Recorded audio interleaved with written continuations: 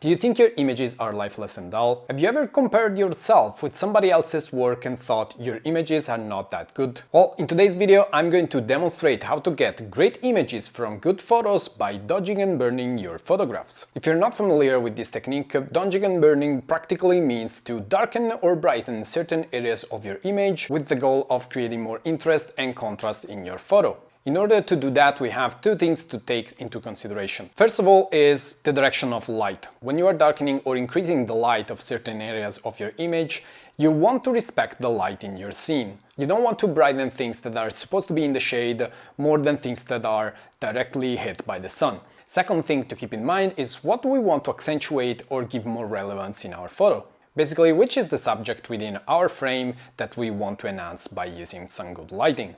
So, if that sounds interesting to you, let's jump into Lightroom.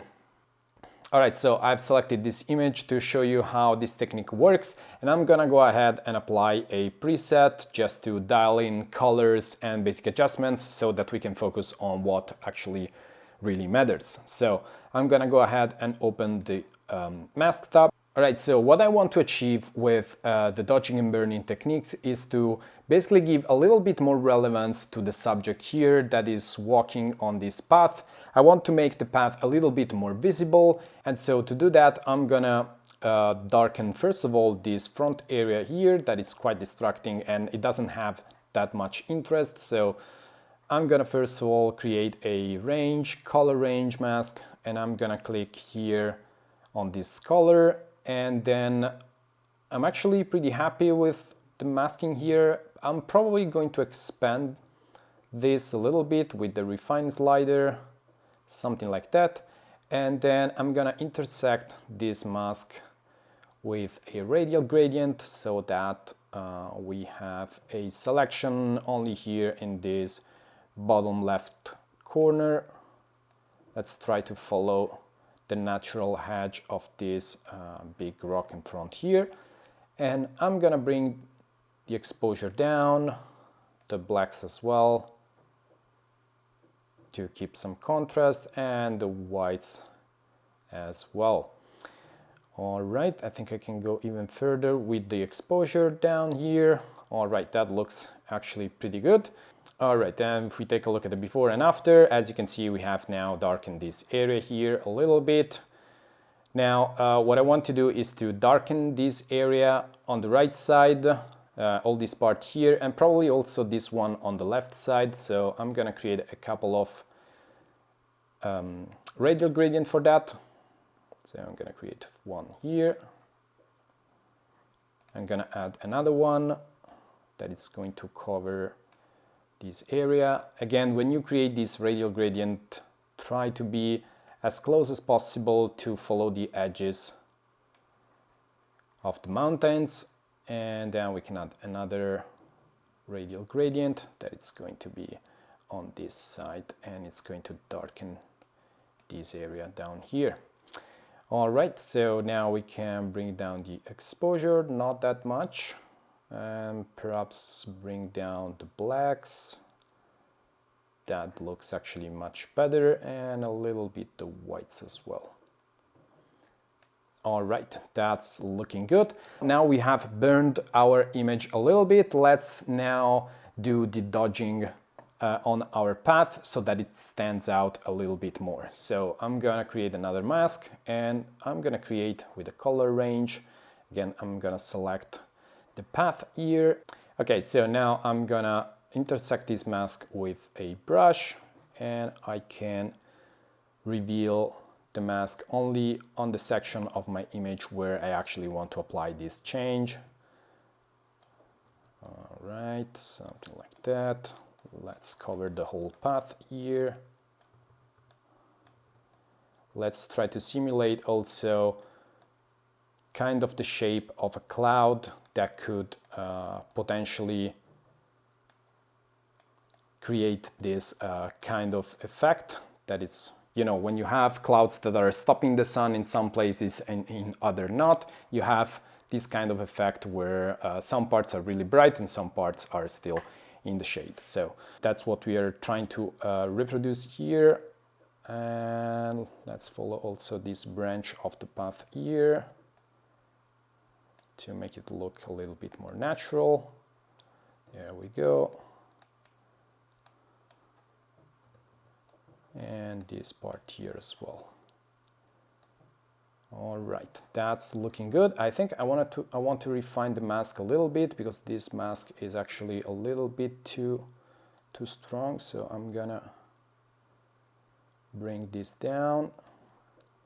There we go. And then we can increase the exposure, increase the highlights, and increase the whites of our path here.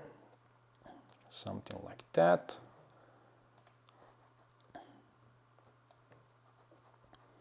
There we go. And now, so if we take a look at the before and after, we can already see that we have changed how the light is impacting our scene quite a bit, but we want to keep going from here. So second thing that I want to do is to darken down a little bit this splash of light here. It's way too bright and it's taking away a lot of the attention from our point of focus. That is actually here the path and the subject. So I'm gonna create another mask, and we can use the luminance range here to select this area, and once again we can then intersect this with a brush, and let's paint over this little splash of light here. There we go. And then we can decrease the exposure a little bit and the highlights as well, perhaps the whites also. All right, so now that's not as distracting as it was before.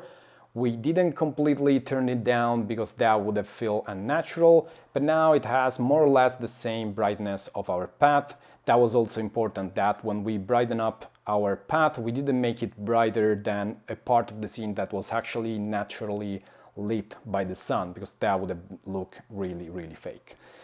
So I think I'm pretty happy with that. I think I can raise the exposure of the path a little bit more, something like that, and then we can keep going and keep dodging and burning parts of our image. I'm gonna create another color range mask here, and I'm gonna select now this orange color here on this part of the rocks, and I want to increase the exposure of that just to make it pop a little bit more. There we go. And then one more thing we can do is to select now, again with the color range, the other color of these rocks here, and now bring down the exposure, bring down the blacks as well. And as you can see now, we are creating much more drama in our image. I think this bottom area here is still a little bit too bright, so I'm gonna create another radial gradient. This time it's gonna be just a regular radial gradient that we can apply here, and that it's going to bring down the overall exposure of this area, something like that. And I think now the only part missing is actually here in the clouds. We want to create a bit more drama there, so I'm gonna create a new mask with a new brush, and I'm gonna brush it now here. I'm gonna bring down the exposure and brush here on the left side of these clouds like that, and here as well. There we go. And then we can brighten up the right part of the clouds again with another mask. This time we increase the exposure and we give just a few strokes here and there to make it look a little bit more dramatic. All right, I think I'm actually pretty happy with the way this turned out, so I think we can actually stop here. That's the important thing. When you are doing dodging and burning, it's really easy to go over the top, so it's important to understand when it's time to stop doing dodge and burning to avoid ruining our image. Let's take a look at the before and after and see what we started with. So this is our image with the basic color adjustments dialed in, and then only by using masks with exposure adjustments, we have been able to basically reshape the light in our image, give a lot more relevance to our subject. The path is now clearly defined, and this image has been overall improved by using this technique. Alright, hope you guys enjoyed this video. Today is my birthday, so if you want to give me a nice present, please remember to subscribe to my channel. Thanks again for watching, and I'll see you in the next video. Ciao!